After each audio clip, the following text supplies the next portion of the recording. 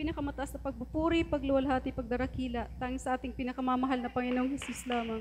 Dobling paggalang po sa ating minamahal at iginagalang na Pastor Will Estrada Almeda at ang kanyang beloved Assistant Pastor Lina C. Almeda.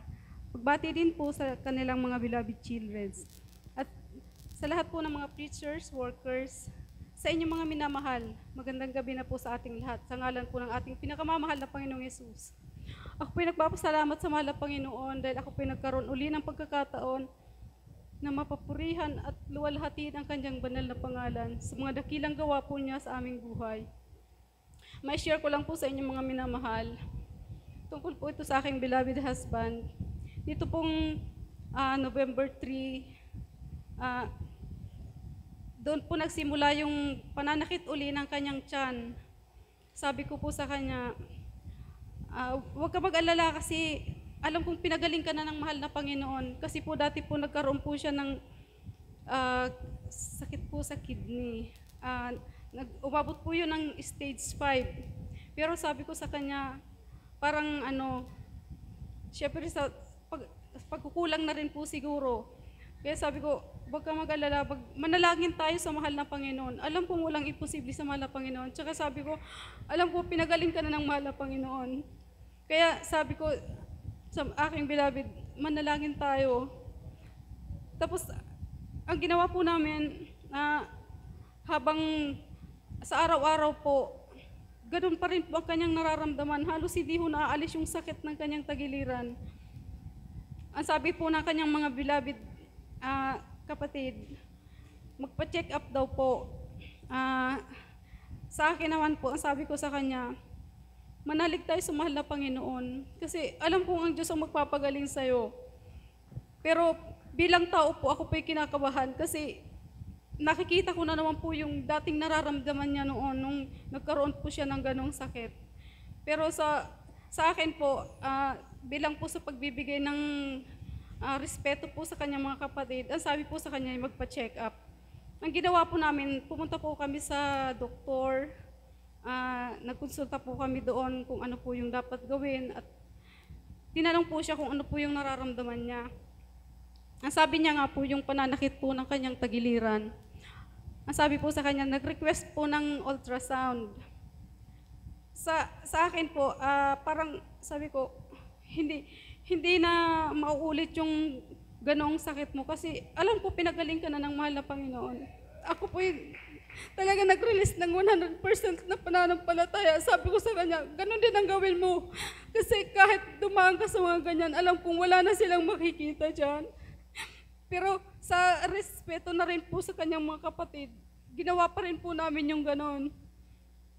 Nung nakaraang araw po, habang pumasok po siya dun sa pag-ultrasound, panay po ang hingi ko ng kahabagan sa mahal na Panginoon. Sabi ko, mahal na Panginoon, panghawakan mo si Eric. Alam ko, mahal na Panginoon, ikaw magpapagaling. Hindi niya kailangan ng mga ganyang doktor. Kaya sabi ko, mahal na Panginoon, tulungan mo siya, panghawakan mo siya. Kaya sabi ko, nung nasa loob na po siya ng ultrasound, panay po ang sabi ko, in Jesus' name, in Jesus' name, in Jesus' name. Minsan pa po, pinakita sa akin ng mahal na Panginoon na talagang ang pagsasalita po ang pangalan po ng mahal na Panginoon, pag iyong tinawagan sa oras ng kagipitan, talagang pinapakita niya po ang kanyang kasagutan. Kanina lang po nakuha namin po yung result po ng kanyang ultrasound. Halos lahat po clear. Wala na po yung kanyang sakit na stage 5 kidney. Napakadakila po talaga ng mahal na Panginoon. Kaya sabi ko talagang pag 100% ka talagang nag-release ng pananampalataya sa Diyos, talagang ibibigay niya ang kasagutan sa iyong mga hinihingi. Kaya salamat sa mahal na Panginoon. Napakadakila niya sa aming buhay. Hindi man kami karapat-dapat, talagang patuloy niya kaming kinakahabagan. Nagpapasalamat pa rin ako sa mahal na Panginoon.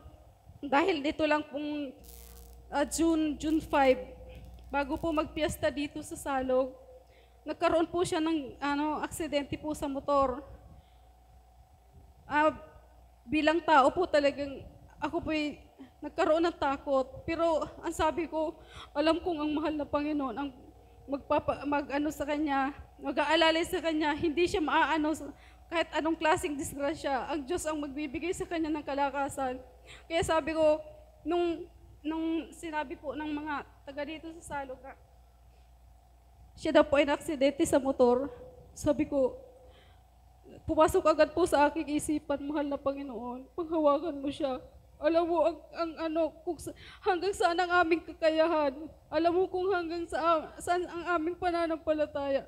Kaya panghawakan mo siya, mahal na Panginoon. Tapos bigla pa pong may nagsabi na, ano daw, yung parang nabali daw yung paa ng aking beloved. Sabi ko, mahal na Panginoon, panghawakan mo siya. Huwag mo siyang hayaang manghinaan ng loob. Kaya sabi ko, bago po ako nagpunta ng RHU, kasi doon po siya dinala nung nag-rescue sa kanila, nanalangin muna po ako sa mahal na Panginoon. Sabi ko, mahal na Panginoon, ikaw na po ang bahala. Alam mong wala kaming ibang matatawagan kundi ikaw lang. Panghawakan mo kami, mahal na Panginoon, kahabagan mo kami. Kaya nung nagpunta na po ako doon, nung makita ko po yung aking beloved na nakahiga doon sa kama po, halos hindi niya po maigalaw yung kanyang paa.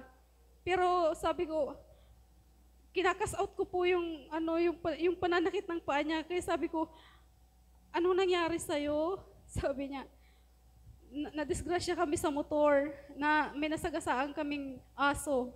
Pati po yung kanyang pasahero talagang grabe din po yung nangyari. Pero yung beloved ko po, talagang nandiyan po ang pag-iingat ng mahal na Panginoon. Kasi parang wala lang pong nangyari sa kanya. Nandun po siya nakahiga, pero panay lang po ang kanyang cellphone. Tapos parang okay lang siya, okay lang. Kaya sabi ko, salamat sa mahal na Panginoon. Iba talaga pag anak ka ng Diyos. Kasi talagang kahit sa sobrang nakakatakot na disgrasya, pag-iingatan kanya talaga.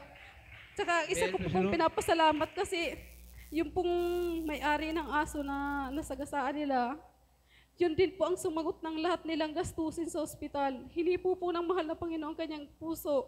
Kasi sabi niya, naawa daw po siya sa aking beloved tapos doon sa pasahero kasi sabi niya, nung kasalukuyang nandun pa sila, hindi pa nare-rescue. Panay daw po ang sabi ng, mahal na Panginoon, tulungan mo kami. Mahal na Panginoon, tulungan mo kami. Kaya sabi niya, nakonsensya siyang takasan kasi sabi niya, mga makadiyos pala ito. Kaya salamat sa mahal na Panginoon kasi talagang kahit sa mga ganyang bagay, nandyan talaga palagi ang pag-iingat niya, pag-aalalay. Kaya nagpapasalamat pa rin ako sa mahal na Panginoon, sa mga kalakasang pinagkakaloob niya sa amin. Lalo-lalo na po sa akin. Kasi nung bago po tayo mag-anniversary, talagang ako po ay talagang halos igupo din po ako ng karamdaman kasi ang pananakit po ng ulo, lalamunan, sipon, talagang ang ubo, nandiyan po palagi sa akin. Humingi po ako ng kahabagan sa mahal na Panginoon. Sabi ko, mahal na Panginoon, paano ako makakapagpuri sa'yo ng maayos? Paano ako makakadalo? Kung magkakasakit ako, sana mahal na Panginoon, alisin mo to kasi gusto kong dumalo sa yung banal na gawain sa ating anniversary, sa ating sa iyong banal na sambahan. Gusto kong makapunta. Kaya nagpapasalamat ako sa mahal na Panginoon kasi bago po dumating yung anniversary, andyan na po yung instant na kagalingan na pinagkaloob sa akin ng mahal na Panginoon. Kaya salamat sa pagpo-provide po ng aming mga pangangailangan sa araw-araw. Nandyan po ang minsan talagang walang-wala na, pero ang mahal na Panginoon po ang nagbibigay talaga ng mga pangangailangan namin. Kaya salamat sa mahal na Panginoon. Hindi po sapat ang salamat na salita, pero sabi nga po, ibigay man natin ang ating buhay sa mahal na Panginoon. Hindi pa rin sapat ang kabayaran sa mga pagpapala at mga biyayang pinagkakalob niya sa pag-iingat. Kaya salamat. Hanggang dito na lang po ang lahat po ng kapurihan, kapasalamatan sa ating pinakamamahal na Panginoong Hesus lamang.